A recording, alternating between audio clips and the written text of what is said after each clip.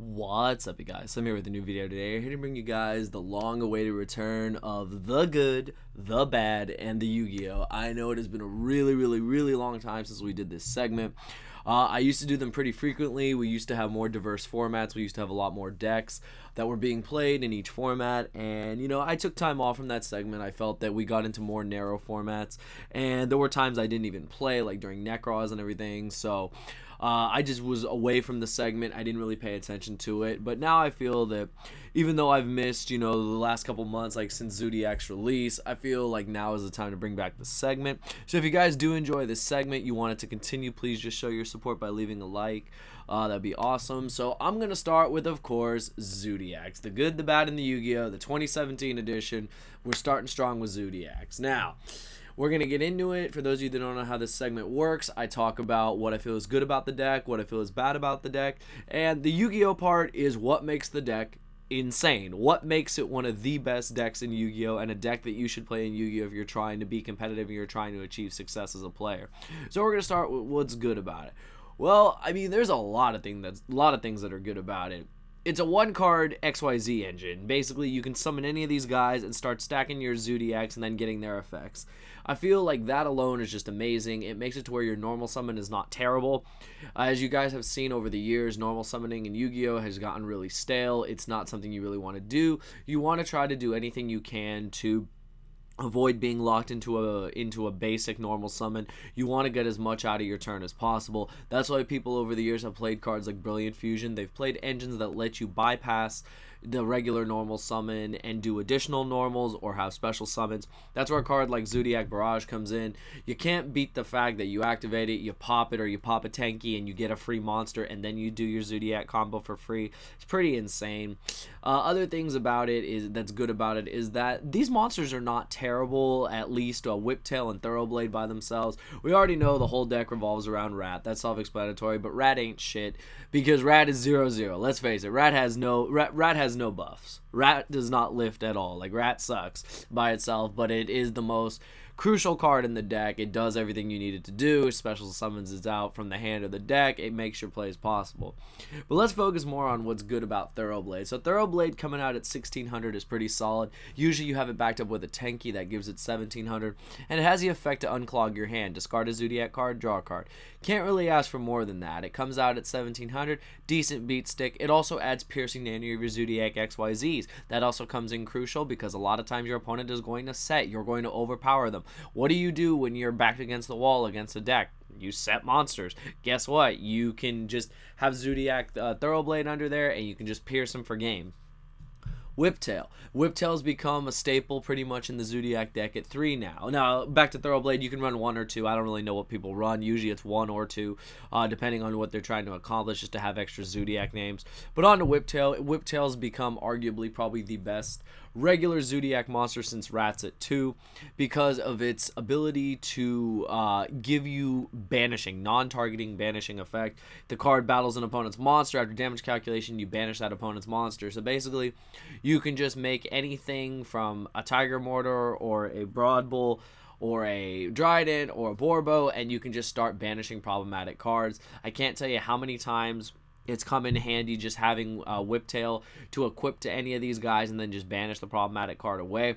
Not only that, they stack. Same with Thoroughblade. You can equip them.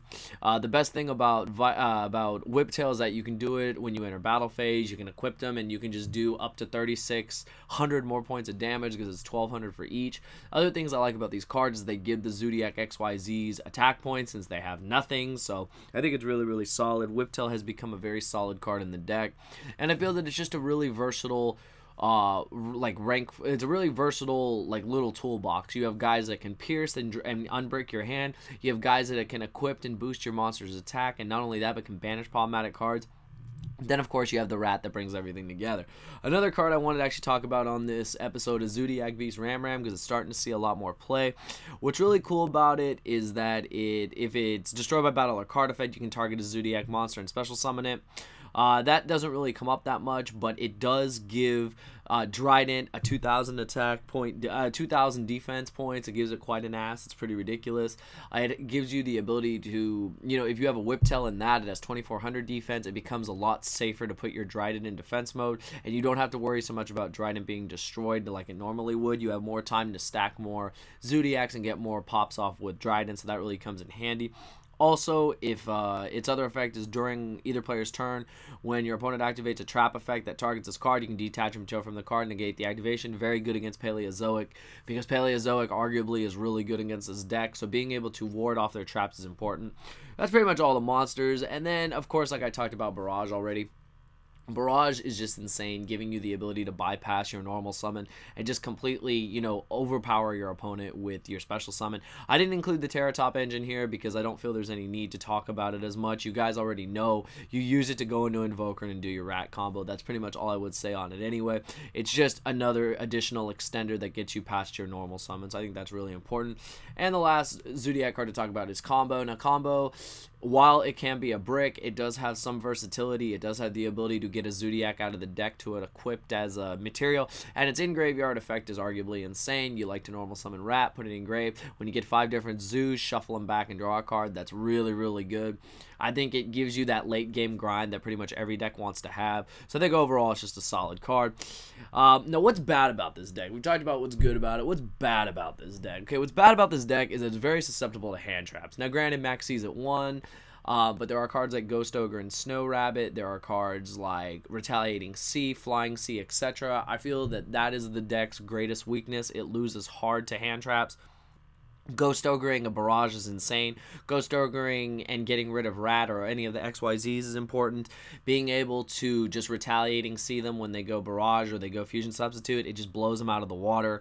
Being able to Flying Sea them means they can't go into their extra deck. Pretty insane. I think the ability to stop this deck with hand traps is insane. Also, DD Crow, being able to crow away the Tiger Mortar targets, being able to, crow away the Fusion Substitute targets, really, really crazy. So I feel that's the worst thing about this deck. It loses hard to hand traps. I feel also like at times, as powerful as it is, I feel that going second into a field of back row, into a deck like Paleozoic in the mirror match, I feel like what makes it bad is the deck needs to go first. The deck needs to set up. The deck needs to do everything, because even if, you open really strong going second, if you can't clear back row with like Twin Twist or anything like that, you're going to lose your XYZs. It's inevitable. Every deck is playing Strike. Every deck is playing D-Barrier. Every deck is playing pretty much anything to just stop your summons. Another thing that's bad about this deck, it loses hard to D-Barrier. You call XYZs, that's all they do. So pretty crazy, but I feel that, every deck is going to be susceptible to something, and every deck is going to have a bad quality about it, and I feel that that's what's bad about this deck, is that it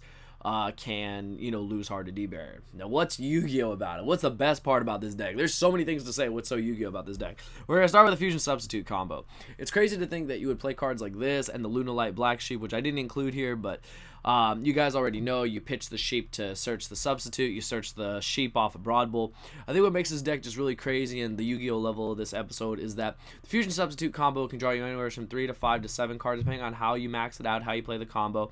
I feel that that's pretty insane, number one. Number two, I feel the Abuse of Norden is arguably just one of the craziest things I've seen in years in Yu-Gi-Oh! I've never seen a card summoned so many times and used for the same purpose of recycling. It really recycles cards like I've never seen before.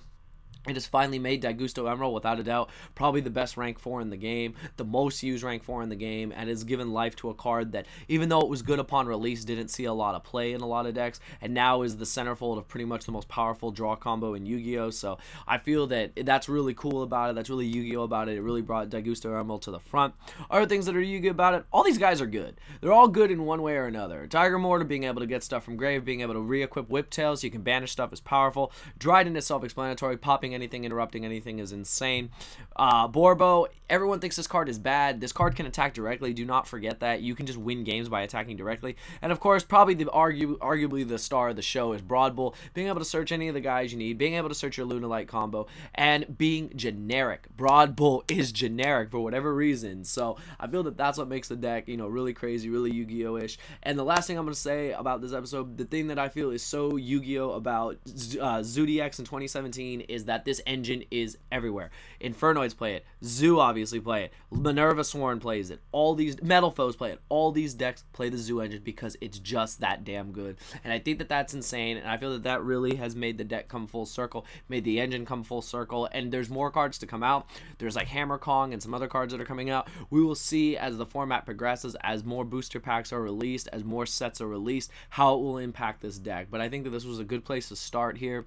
And I hope you guys enjoyed the episode. So if you did, please show your support by leaving a like. Please let me know the next episode you would like to see here on the good, the bad, and the Yu-Gi-Oh! I'll try to do these maybe once or twice a month. These aren't going to be like super frequent. I feel like there's just not enough decks. We do have Paleozoic, we do have Zombie Swarm, we do have Metal Foe Zoo, etc. But I feel that running them all in like 4 weeks like would be out of them, and the format will continue to progress. But I could definitely see doing 2 of these a month, or if you know more decks arise, we can do more. But let me know the next deck you guys would like to see here on the good, the bad, and the Yu-Gi-Oh, and I will definitely bring it to you. So I hope you guys enjoyed it. Give it a thumbs up, and thank you for watching.